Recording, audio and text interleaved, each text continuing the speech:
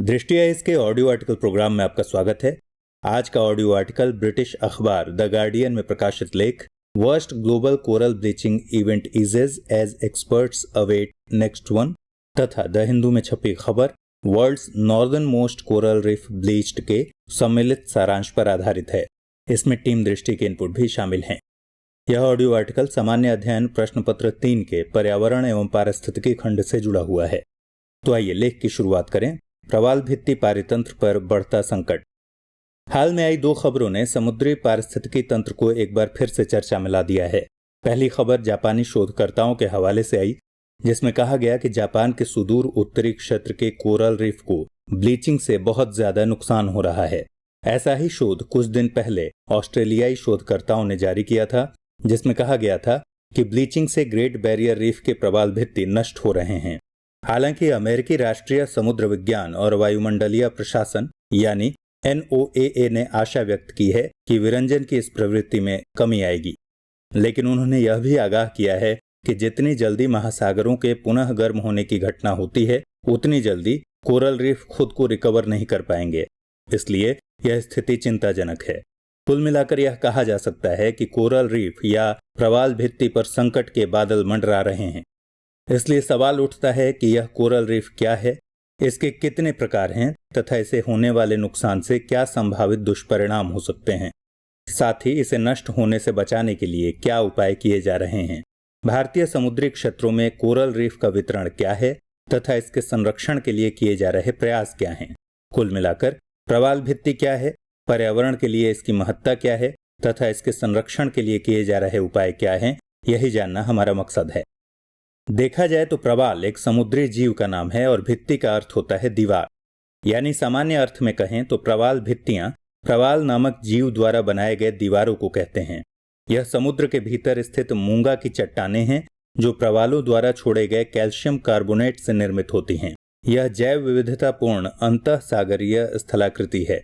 इसका निर्माण मूंगा या कोरल पॉलिप नामक समुद्री जीवों के अस्थि पंजर से होता है।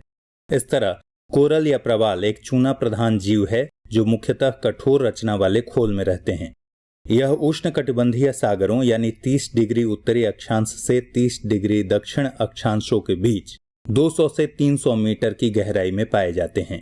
इनके जीवित रहने के लिए 20-21 डिग्री सेंटीग्रेड तापमान उपयुक्त होता है। प्रवाल कम गहराई पर पाए जाते हैं क्योंकि अधिक गहराई पर सूर्य के प्रकाश व ऑक्सीजन की कमी होती है। प्रवालों के विकास के लिए जल को अवसाद रहित होना चाहिए, क्योंकि अवसादों के कारण प्रवाल का मुंह बंद हो जाता है और वे मर जाते हैं। प्रवाल या कोरल विशेष रंगों के होते हैं। जब कोई प्रवाल मरता है तो दूसरा उसी के शरीर पर कड़ी के रूप में विकसित हो जाता है। इसकी आकृति टहनियों अथवा शाखाओं की तरह हो जाती है। इस तरह प्रवाल जीव मरने के उपरांत एक विशिष्ट प्रकार की रचना करते हैं जो दीवार की भांति होती है।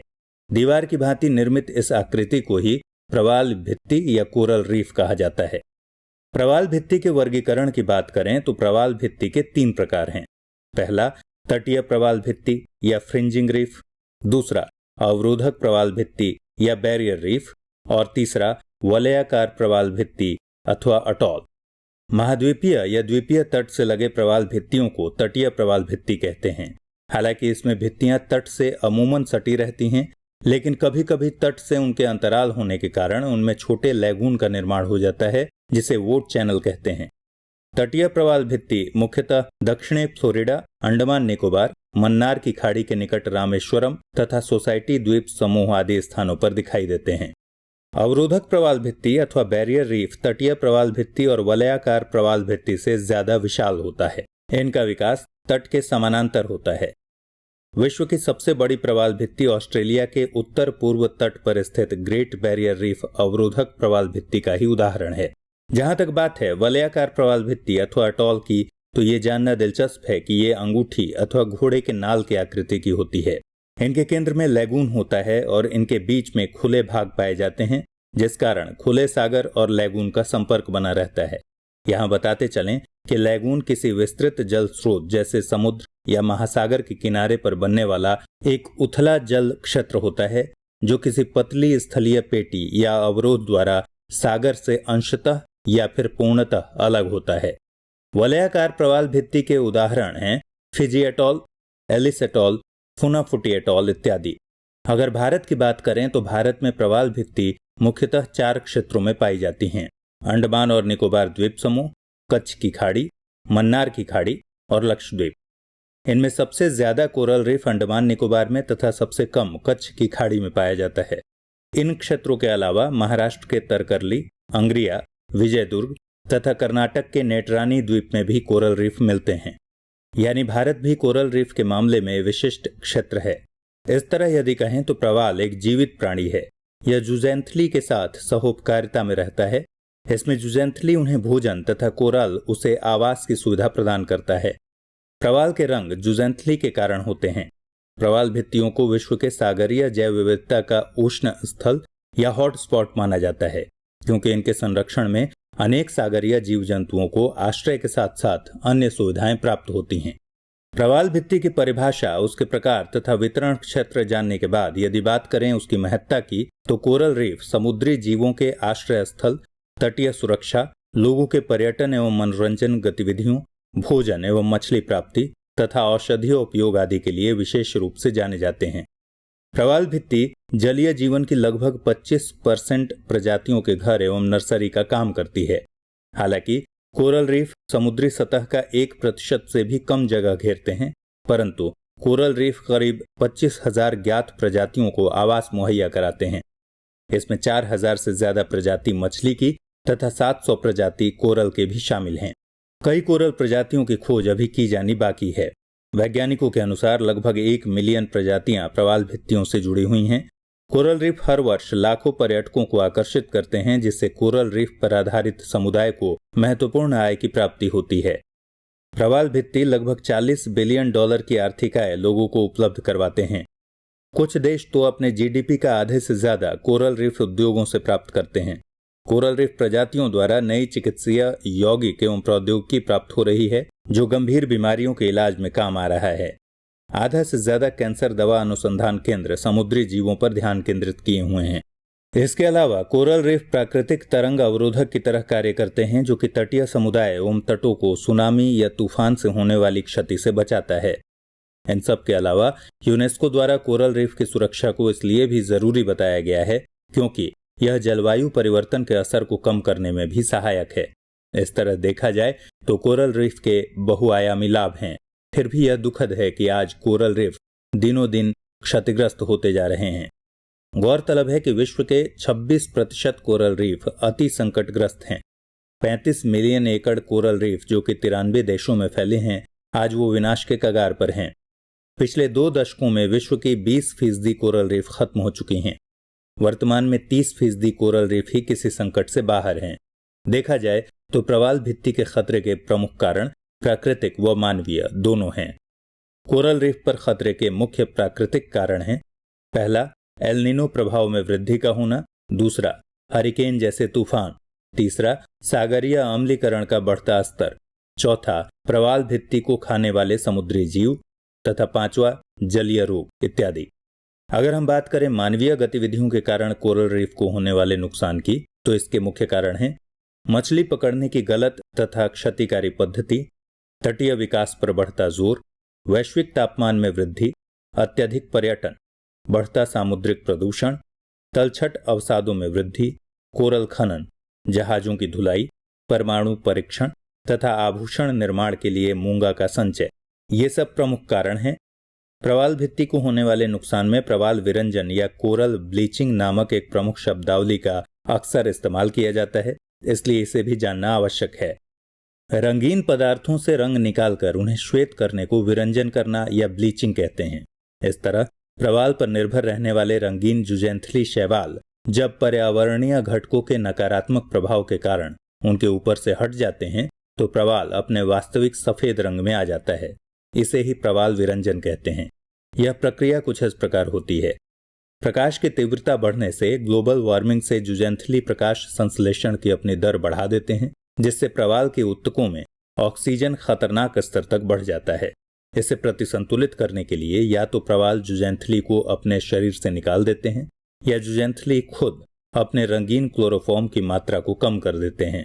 दोनों ही स्थितियों में प्रवालों के पोषक तत्वों की कमी हो जाती है और वो अपने वास्तविक रंग यानी सफेद दिखने लगते हैं। इसे ही कोरल ब्लीचिंग कहते हैं। प्रवालों के इस तरह बड़ी संख्या में मरने से उस पर आश्रित जीव जंतु के जीवन खतरे में आ जाते हैं और पारिस्थितिकी तंत्र असंतुलित हो जाता है। इसलिए कोरल रीफ को बचाना न सिर्फ एक समुद्री जीव की रक्षा का सवाल है, बल्कि यह लाखों समुद्री प्रजाति की रक्षा, पर्यावरण सुरक्षा और मानव अस्तित्व के लिए भी आवश्यक है। यदि हम बात करें प्रवाल भित्ति के संरक्षण को लेकर किए जाने वाले उपायों की, तो global coral reef monitoring network की चर्चा जरूरी है। GCRMN international coral reef initiative को सहायता प्रदान करता है। यह ICIR को विभिन्न वैज्ञानिक खोज एवं समन्वय द्वारा कोरल परितंत्र की सूचना साझा करता है एवं उसके संरक्षण प्रबंधन में सहायता उपलब्ध कराता है। इसके अलावा यूनेस्को ने भी अनेक दिशा निर्देशों के जरिए ऑस्ट्रेलिया के ग्रेट बैरियर रीफ की सुरक्षा के प्रति चिंता जताई है। यहाँ जानना दिलचस्प है कि ऑस्ट्रेलिया का ग्रेट बैरियर रीफ यूनेस्को की प्राकृतिक विश्व विरासत स्थल सूची में शामिल है। जहां तक भारत का सवाल है, अंडमान निकोबार के समुद्री पारितंत्र को WWF द्वारा वैश्विक पर्यावरणीय स्थान के रूप में चयन किया गया है। प्रवालों के संरक्षण के लिए भारतीय जूलॉजिकल कोरल रीफ सर्वे रिसर्च इंस्टीट्यूट खोला गया है।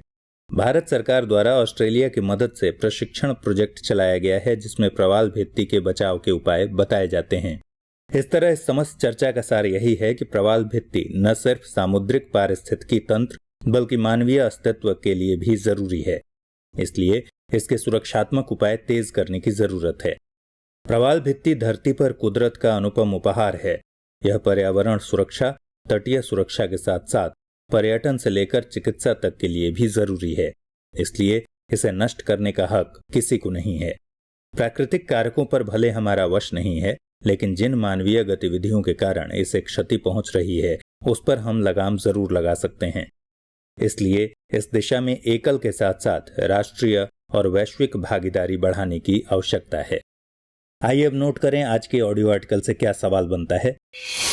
सवाल है, प्रवाल भित्ति का संरक्षण न सिर्फ सामुद्रिक पारिस्थितिकी तंत्र बल्कि जलवायु परिवर्तन से निपटने के लिए भी जरूरी है। समीक्षा कीजिए।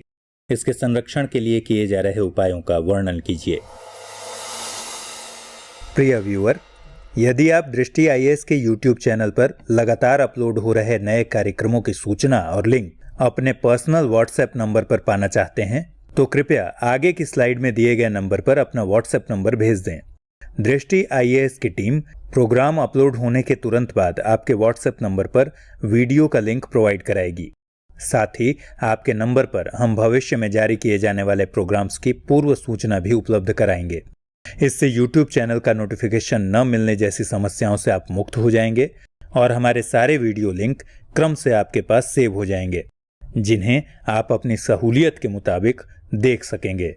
दृष्टि IAS YouTube चैनल का WhatsApp नंबर है 9205885191।